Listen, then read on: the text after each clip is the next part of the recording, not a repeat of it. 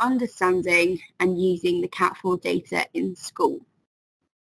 If any of you have attended any of the onboarding workshops that Alison Chapman or Neil McRae have been running, you may well be very familiar with some of this information. Some of you may already be using CAT4 in schools and have been using it for some time. And I believe some of you may be completely new to this and just starting to explore the assessment. My hope is that everyone will have something to take away from this, whether it's a refresher at the start of the new school year or a general introduction to CAT4. But yeah, I hope that every one of you will be able to take something away to go and share with your teams. So the objectives of today's session, I want to give you an overview of the CAT4 assessment. So an introduction, what is it? What does it consist of? Why would you consider using it? Why may you be using it? To pick out the key report features, so we're going to be looking at group reports, individual reports for teachers, for students and for parents. And I'll also be talking about what the scores mean, and we'll discuss a couple of different examples. I want to give you some strategies of how you can use the results to identify key students and support them. And I hope as we go on, you'll be reflecting on what's happening in your school at the moment and thinking about what exactly you can take away from this session. What do you need to do next? So what is CAT4? So CAT4 stands for the Cognitive Abilities Test, 4th edition. It's an assessment of reasoning that helps to identify students' developed abilities and their likely academic potential. So it's not an attainment test. It doesn't assess English, mathematics and science. It doesn't assess what has been learned. It's completely curriculum neutral. So it assesses the developed abilities, the potential of students to learn, regardless of previous teaching. So we do get a lot of schools that like to use it as part of their admissions process, because if you have students that are coming in from a different school, whether it's down the road, in a different city, from another country, and they've been studying something, a different curriculum to the one that you offer in your current school, it can be a really, really useful way of getting a really good baseline of the potential of the student. And if there are any barriers to learning that you need to be aware of. Like a lot of our assessments, it's digital, so the students take it online. This means that the marking is automatic, so there's no teacher marking, which I'm sure a lot of you will be pleased to hear, and you can download the reports as soon as testing has been completed.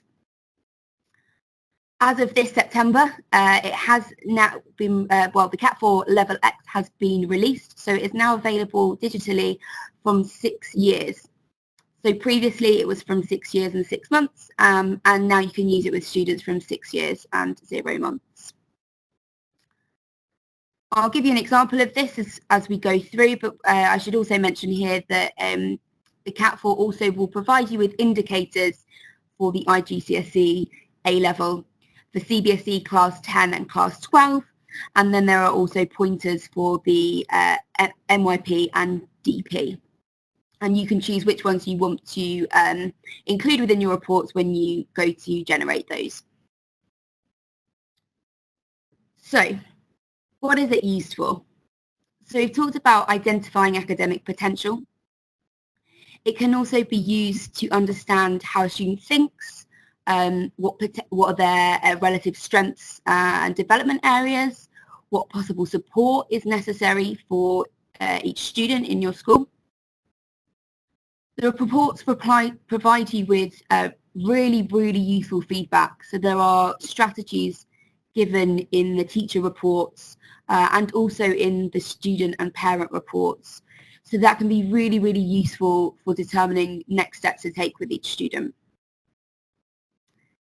Can be used for setting targets. So you can use the indicators to help inform any target setting and also subject choice making. Can also be used for admissions testing, part of your admissions process. And then finally, and this is one of the last things that I'll be talking about at the end, it can be really useful in identifying gaps between ability and attainment.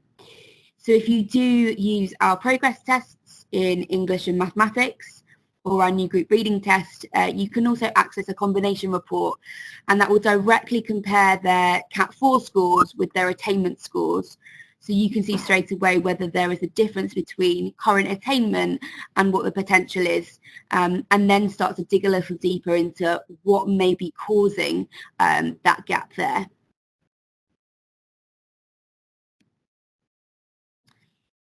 So what does it consist of? So CAT4 consists of 4 different reasoning batteries. These 4 batteries are taking over 3 45-minute tests. That's a total of 2 hours and 15 minutes total testing time. Really key, no preparation is necessary at all. Before each of the assessments, the students will be given a couple of practice questions, so they're aware of exactly how to attempt each question before starting with the real test. If you have any concerns about EAL students, we do also offer a number of translations of the instructions. If this is something that you want to look into and want to find out if we have a translation available in the language that you need, please do get in touch with us and we can provide you with that. So going back to the batteries themselves, so 4 different batteries. There's the verbal reasoning, which is how a student thinks with words. Quantitative reasoning, thinking with numbers, looking for patterns with numbers. Non-verbal reasoning, which is students' ability to think with 2D shapes. And then the spatial reasoning, which is students thinking with shapes and space, and 3D shapes in particular there.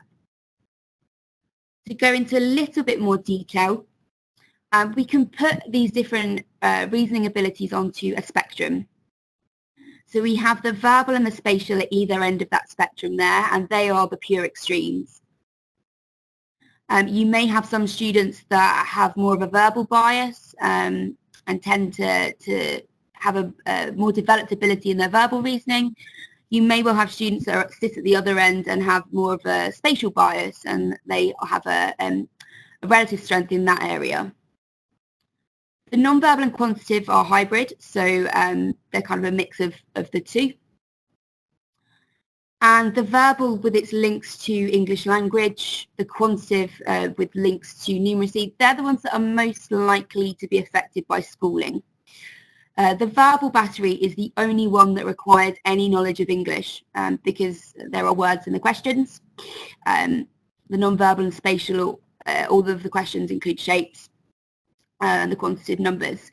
So the verbal one is really, really key if you have a high number of EAL students and you want to see the true potential, but also their true potential taking into account their verbal skills as well. So is the verbal score significantly lower, and therefore that needs to be addressed. And I will talk a little bit more about that in a moment. The non-verbal assessment, that's most like a typical IQ test. It is not an IQ test, but it is most similar to that if you're familiar with IQ tests. And then the spatial reasoning battery. So high spatial reasoning ability has been linked to a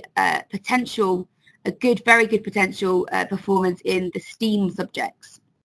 So that's your science, technology, engineering and mathematics. So you may well have students that have a relative strength in spatial reasoning. They may have a spatial bias. And that can tell you that actually they've got a really good potential in those STEAM subjects. But it's also worth taking into account their verbal skills. Because if they're relatively weaker with their verbal ability, that could well be a barrier to learning. If you're teaching in English, if you're assessing your students in English, it doesn't matter their potential in the STEAM if they can't access the curriculum, they can't access the vocabulary, that's really going to be hindering their attainment. Give you a little bit more information about spatial reasoning and some strategies that you might want to use to support those students. Spatial reasoning is the ability to generate, retain and manipulate abstract spatial images. So to visualize 3D images and be able to move them around in your brain and manipulate them. From a kind of a personal viewpoint, I have taken the CAT4 assessment myself, and I have probably an extreme, I can't remember if it was extreme or moderate verbal bias, but I'm definitely relatively stronger in verbal than in spatial.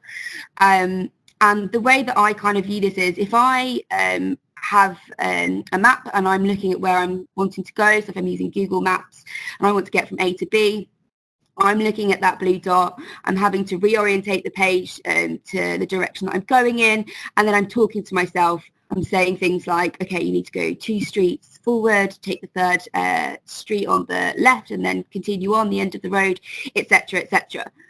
So I'm talking myself through that journey, and I have to continuously refer back to the map as well, because I do end up going the wrong direction a lot of the time.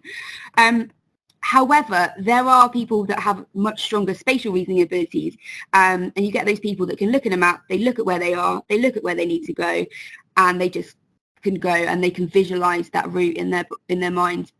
They don't need to reorientate the page. They know exactly where they are, and that's one of the kind of best ways I can describe it. So, we both can get from A to B. So having a relative strength in one or the other doesn't mean that you can't reach your potential or attain at a high level to reach your goal. It's just that different strategies are needed to support you. So for me, that's talking myself through a journey. So spatial reasoning, strengths that you'll see in students that have good spatial reasoning skills are things like making connections, seeing the bigger picture, being really innovative and creative, and that reflects in, their, or should reflect in their attainment in the art subjects. And then the weaknesses, so these are perceived and actual ones. So they can have relatively weaker verbal skills. This isn't always the case. You might have students who have high spatial and high verbal, but you may have students that do have relatively weaker verbal skills. Because of their ability to see the bigger picture, they don't tend to have much attention, pay much attention to detail. They're unresponsive to rote learning. They can have poor handwriting or averse to routine. They may be disorganized. They're probably your students that forget to hand their homework in, always need to borrow a pen. They might be those ones that are constantly looking out of the window. And sometimes we can see these students and think, well, you're really disruptive, or you're really lazy, or you're not, you're not as able, especially when it comes to written tasks. But with the correct support and with differentiated resources, these students still can achieve at a high level. So a few ideas of strategies. So utilising visuals, so less words and more visuals, using flowcharts and diagrams, embedding practical activities where possible, using manipulatives. Now, of course, it's not just about honing these spatial skills and ignoring the verbal. I realise I put less words up there, but it's really important that students are able to extend their vocabulary, to feel comfortable and confident in extended writing and communication tasks. But it might just be that they need a little extra scaffolding to start with. So, honing the spatial skills, but also making sure that you're, developing those verbal skills. Give them some opportunities to solve problems. Non-routine problem solving can be really good.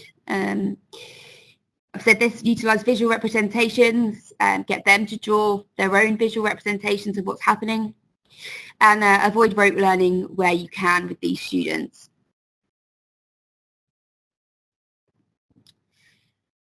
Okay, moving on now. So now we're going to start looking at the reports.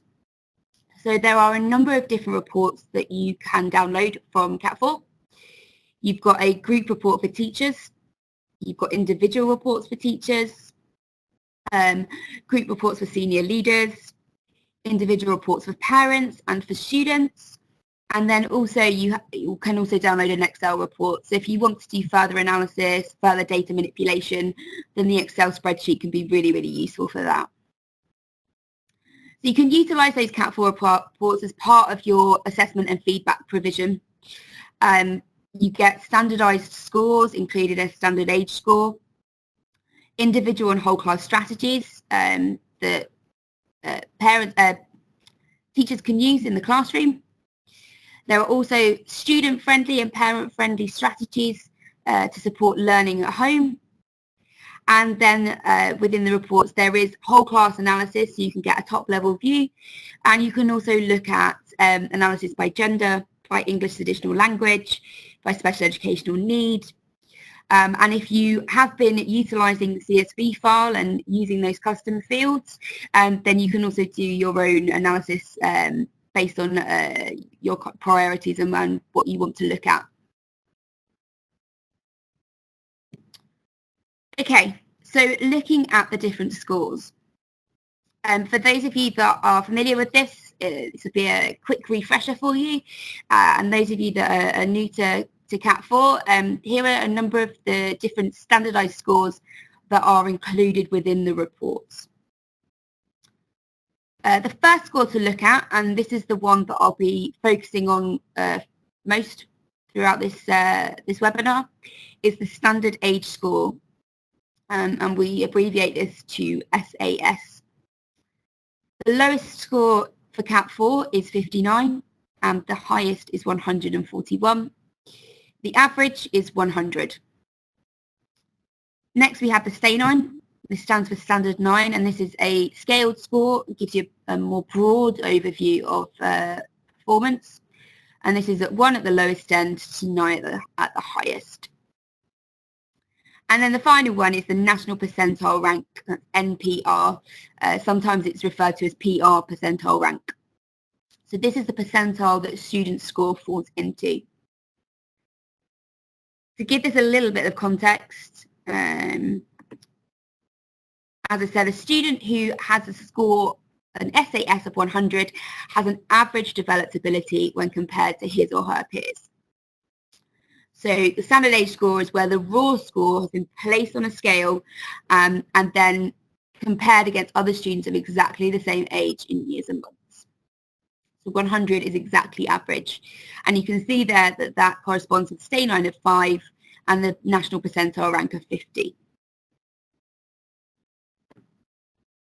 If we look at one of the extremes, a student who scores a standard age score of above 127, that's STAY9 of 9, that's a very high developed ability. And that's in the top 4%, so percentile of 96, a 96th percentile, I should say. And then at the other end, student scores below 85, so an SAS below 85, that's a STAY9 of around 3. They may well need to be considered for further SEN support screening. So if you have got a score of 85 or below, in particular if you're looking at the non-verbal reasoning and you know maybe 1 or 2 of the other scores, you may want to investigate that further and pick out why is it exactly that this student has scored such a low score. Do we need to investigate this further and follow up with additional screening to see what the support needs this student has. Okay, so here is an example of the scores in the individual report for teachers. You can see that you get given the standardised scores for each of the different batteries, so for the verbal, quantitative, non-verbal and spatial, and also an overall mean. The overall mean is possibly a good starting point, but of course that could be skewed if one score is particularly high or particularly low. So it is important to look at each one individually. The first or the second column will give you the number of questions attempted. This is also really important to look at because this is going to have an impact on the scores. It's worth considering if a student hasn't completed all of the questions, what the reasons are for this. So if we look at this student in particular, the verbal score or the verbal questions attempted, 48 out of 48. So they've attempted every one of the verbal reasoning questions. However, the quantitative reasoning questions, only half of those questions have been attempted. And then it's up to you to then, using your teacher judgment and common sense and context about what you know about that student, to determine what the reasons are. Is it because the student is really meticulous with their numeracy and quantitative reasoning, and they've really taken their time to make sure that every single question they're answering is correct? Is it because they have slower processing skills, and this needs to be looked into? Or is it because they just weren't in the mood that day, they were messing around, and didn't answer them?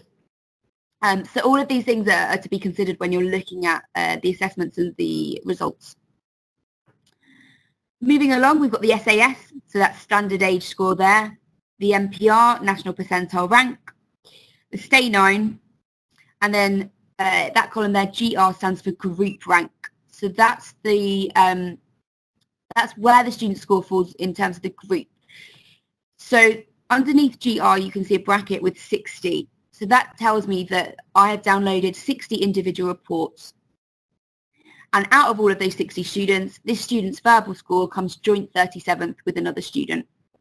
Their quantitative comes joint 41st, and then the non-verbal score is 4th in that group of 60. The final section at the end, they're the confidence bands. So we have 90% confidence bands, a reliability of 0.9.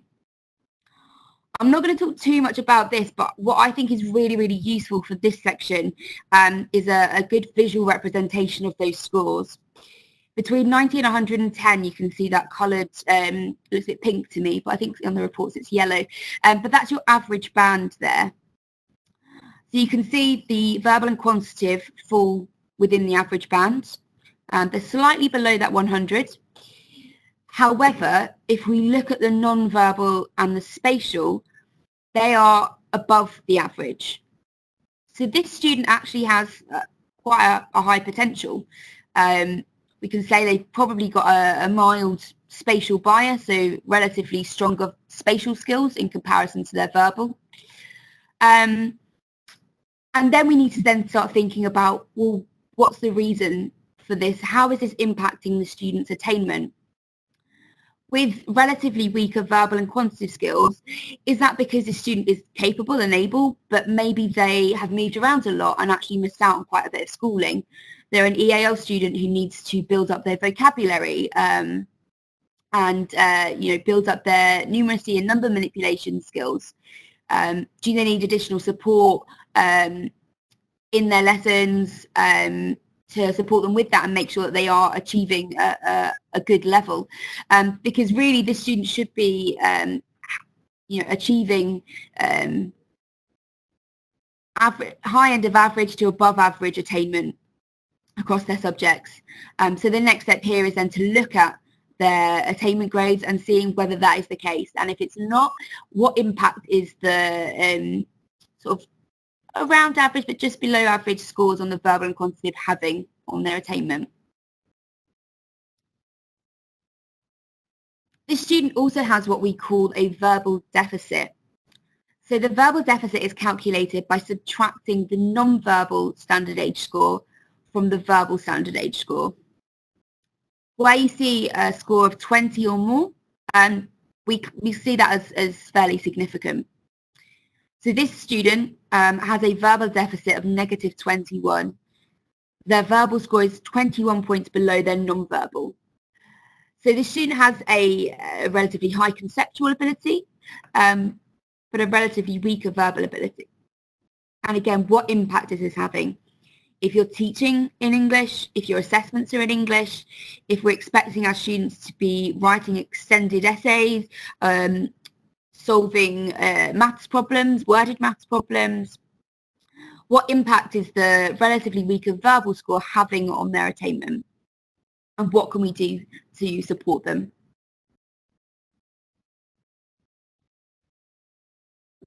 Going back to the individual report, this student has a moderate spatial bias. So for any of you out there that don't love looking at numbers too much, we do give you a nice explanation of what those scores mean. So here it says the profile demonstrates a moderate preference for spatial over verbal learning. And then there's a couple of pointers there about what that might mean about how his attitude to learning in class and how he engages with tasks in class. Underneath that, you'll see a scatter plot, and this is a nice visual of the bias of the student. This student is in that kind of pale blue, pale green section there, so we're looking at a moderate spatial bias. It's not in the purple, so that would be an extreme spatial bias. And so again, thinking about what impact, if any, is that having on this student's performance. And finally, in the individual report for teachers, you'll get a number of strategies that can be used in the classroom. Some of these you may already be doing, but some of you may have teachers that are new to teaching, that want some ideas about what they can do with the CAT4. And here within the reports, you get some strategies that you could just take and start running with straight away. This one is suggesting that a reading age check might be useful to ascertain whether he's able to access the curriculum. He may benefit from targeted support with strategies to develop a greater verbal ability. So there are a number of individual strategies that are given in each of the individual reports based on the particular profile of each student. I mentioned the indicators. So within the individual and the group reports, you'll get indicators. So here I've got an example of the GCSE indicators. You can also get the IB, MYP and DP pointers and the CBSE Class 10 and Class 12 indicators. They'll give you information about the likely academic potential and, as I said previously, can be used to inform target setting and subject choice decisions. I know it's fairly small on the screen there, but what you can see there is the percentage likelihood of a student achieving a particular grade. This is based on previous data, so real student data, in terms of students with a similar profile, what have they gone on to achieve? And actually a colleague of mine had a really nice way of using this in one of his schools. And he said that when he used to use these in discussions with students, he would say things like, okay, so in mathematics, you have a 55% chance of achieving a B grade, but you've also got a 3% chance of achieving an A star grade. If you don't do any work, if you don't turn up to class, there's also that 3% chance of achieving a U.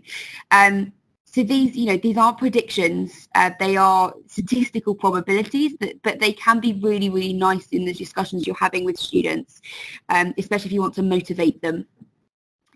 With the IGCSE, you can choose to download either the A star to U, so the letter grades, but we do also have the 9 to 1 grades as well. So depending on the board and how they're grading, you can decide when generating which ones are most suitable to you. Moving on to the group report for teachers. So here we've got the first page from a group report. On the far left, you get the student names. Now you can decide whether you want to generate these reports alphabetically by surname. So if you're doing direct comparisons with registers and things like that, that might be useful. Or you can decide to generate it by overall mean standard age score.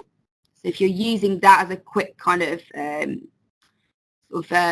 activity to identify kind of your top and your bottom and things like that, then that might also be useful. You get within the group report an overview of each of the scores. So we've got each of the batteries, the number of questions attempted, the standard age score and the group rank, and then an overall at the end as well.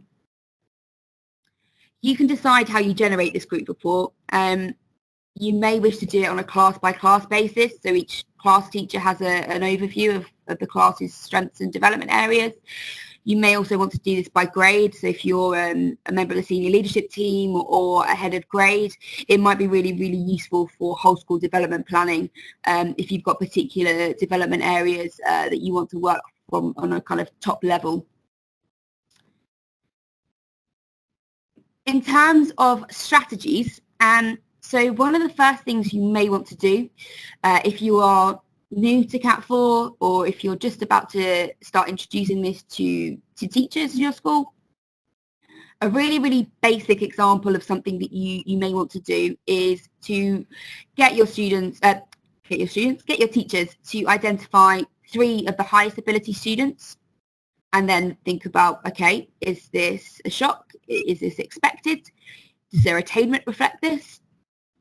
Do the same with the low ability. So who are your 3 lowest ability students? Are these students, do they have special educational needs that we're aware of? Do we need to do further screening? Are we supporting them appropriately?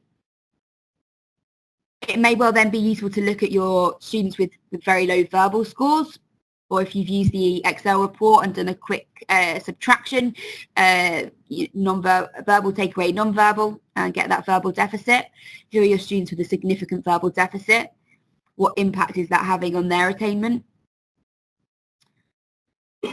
Identifying 3 students with particularly low quantitative scores. How does this compare to their mathematics attainment? Are they in need of a numeracy intervention? And then finally, look at some students with some high spatial reasoning scores. Or maybe you want to look at your extreme spatial bias students and seeing, okay, is that, what's the typical profile of this particular student? What's their attainment like? What's their attitude to learning like? How are we supporting them? Are they engaged in tasks? So that there is just 5 very basic strategies that you might want to use when you first start looking at that group report, because I do know that when you first look at it, especially if you're downloading it for 60, 100 students at once, it can be hard to know exactly where to go. But here are some ideas that hopefully you can take away. I will add in here, on our website, on the CAT4 support pages, there is a CAT4 Quick Start Guide. If you have not already looked at it, please download it. It's a PDF document and it includes some activities like this that you can look through, a bit of a checklist of, when you're looking at your CAT4 reports, what can you do with them? And it could be a really, really useful resource if you're, especially if you're starting out with CAT4 or if you want some ideas about what to do. In addition to the scores, you also get some nice graphs in the CAT4 group report. So this can give you a top level view of the relative strengths and weaknesses. So you can start looking for trends across groups of students. If you've got, you may have a right skew on those bars, showing that you've got students that have a very high potential and a high ability. So what does that mean in terms of teaching in the classroom? What does that mean in terms of the training needs of your teachers? Do we need to be talking in our inset days about how we're supporting high ability students, stretch and challenge activities, enrichment activities and tasks? You may find, as with this one here, that you've got your light blue bars there, they're the verbal reasoning scores, skewed more towards the left. And then what does that mean about your English language provision? Do you have intensive English language courses for students that have very low verbal skills and weaker vocabulary skills and weaker vocabulary knowledge? Is it something that you need to be embedding across whole school and in all subjects? How are we embedding literacy and vocabulary learning across the curriculum, especially if we're seeing that left skew there of the verbal scores? So this graph here can be really, really useful if you're wanting to get a much broader picture of the relative strengths and development areas for your students and how this might impact development planning and intervention planning on a top level. And finally, the last report to talk about the group, not the group report, sorry, the individual report for parents and for students. So there are 2 different reports that you can download. This can include the bar chart that you see in front. You can choose whether you want to include or exclude that. This shows here, again, the relative strengths and weaknesses across the batteries. So the pale pink section in the middle, that's your average, and then the bars will sit either kind of below, in there, or above that. The most important part of this, and the most useful part, in my opinion, is that summary underneath. In the parent report, there are parent-friendly strategies or parent-friendly language strategies that they can use to support their child's learning at home. And in the student report, some nice student-friendly language used to enable them to know how to support their own learning at home.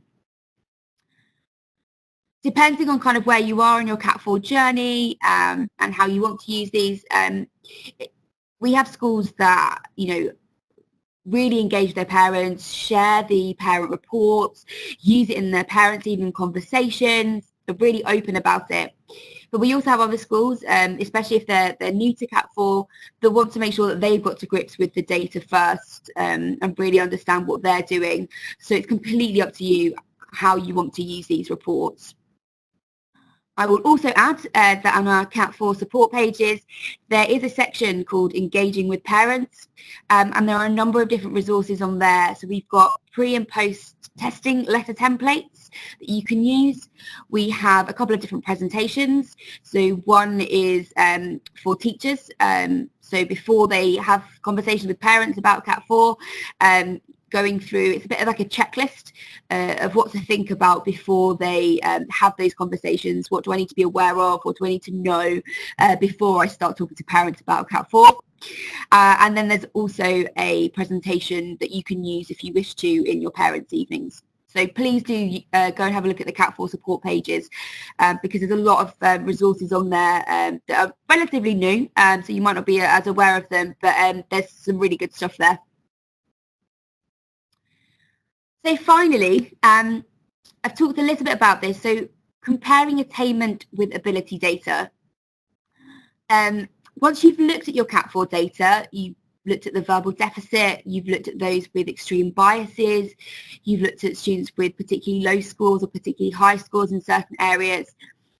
It's then really worth then comparing that with their attainment, because this will give you a much richer insight into what's happening and a more kind of holistic picture of what the support needs are of the students. So to give you an example here, we've got two students, Eliza and Sandeep, and I've just given you the standard age score for their maths results across year 5, year 6 and year 7. If we look at Eliza, she has consistently achieved an SAS of 106, so we're sitting in that average band, making expected progress each year. So with Eliza, I think we can say, okay, yep, pretty good. Sandeep, on the other hand, year 5, 90, so it's just scraping on, or just on the cusp there of average, the very low end of average. We've then got to 100 in year 6 and then 110 in year 7. So each year, Sandeep is making great leaps and bounds in terms of her mathematics progress. If we now add in the CAT4 quantitative reasoning, we start to get a richer picture. Eliza, CAT4 quantitative reasoning 94. Well, actually, she's doing pretty well in her maths. So while she's making expected progress year on year, what's happening in the maths classrooms for Eliza is really working for her. Sandeep, on the other hand, whilst we are making leaps and bounds in terms of progress each year, she's still not achieving her potential. Quantitative reasoning score of 135 is very high, so we should be expecting a maths standard age score that's reflecting that. And then that's when you can then use your teacher judgment, your knowledge of that student, what's happening in the classroom to determine what are the reasons behind this. Is it that Sandeep has a relatively weaker verbal score, is just starting to learn English, so whilst the quantitative reasoning, so the numeracy skills are really well developed, and she has the real potential there, she's not able to access the curriculum as well. So that's what her barrier is. Is it because her attendance is really poor? Is it because she's moved around lots, been to lots of different international schools, and has big gaps in her learning? And it's only your knowledge of the students that's really going to fill that part in and help you to determine what's best for that student, what's the next step. Very quick recap. So what is CAT4 used for? So it's used for a number of different things, but it can be used for identifying academic potential, understanding how a student thinks, identifying relative strengths and weaknesses, and next steps in terms of support that may be needed. The reports provide you with really key feedback, and that can be useful for teachers, for students, and for parents. It can be used for setting targets and informing subject-making decisions. It can be used as part of your admissions testing. And then finally, looking at the differences between ability and attainment and highlighting any gaps that need to be addressed there. I hope that has covered a lot about CAT4 in that short space of time, and that you have taken something away from that. I'll repeat again, please do go look at the CAT4 support page for some resources. And I would also say that there's some additional resources on the website that are really, really great. So if you haven't yet watched the Matthew Savage student data case studies, especially if you're at that stage where you want to start triangulating data, comparing ability with attainment, those case studies, they're only short 6 to 8 minute videos of different student profiles. Go and have a look at those. And there are further case studies and webinars on our website as well, which can be really useful if you're looking to see what other international schools are doing, because we've got some really, really great work on data happening out there, so that can be useful.